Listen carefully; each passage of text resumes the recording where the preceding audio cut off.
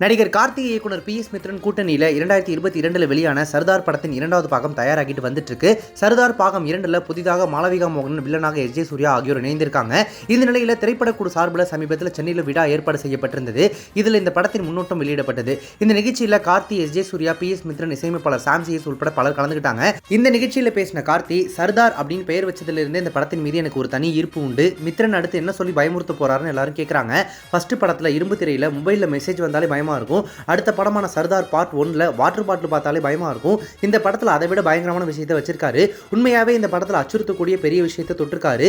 Villain எவ்வளவு பெரிய ஆளுன்றதை வச்சுதான் ஹீரோ எவ்வளவு நல்லவன்றது. சண்டை போடுற ரெண்டு பேரும் மிகப்பெரிய ஆளா இருந்தாதான் போர் சுவாரஸ்யமா இருக்கும். அப்படி இந்த படம் மிகப்பெரிய போர் பத்தி பேசுது. எதிரில் SJ சூர்யா அப்படின்றதும் ரொம்ப சந்தோஷப்பட்டேன். மித்ரன்ட்ட ஒரு பழக்கம் என்ன அப்படின்னா ஃபர்ஸ்ட் ஃபிளாஷ்பேக் தான் எடுப்பாரு.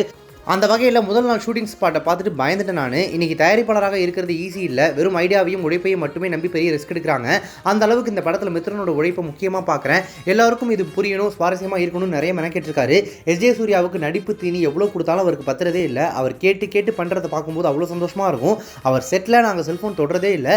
அவர்கிட்ட இருந்து தெரிஞ்சுக்கிறதுக்கு அவ்வளோ விஷயம் இருக்கும். கைதிக்கு அப்புறம் நானும் சாம் சிஎஸும் இணைந்திருக்கோம் அப்படின்னு சொல்லி சர்தார் 2 திரைப்படம் பற்றின அந்த விஷயங்களை அந்த மேடையில் கார்த்தி ஷேர் பண்ணியிருக்காரு.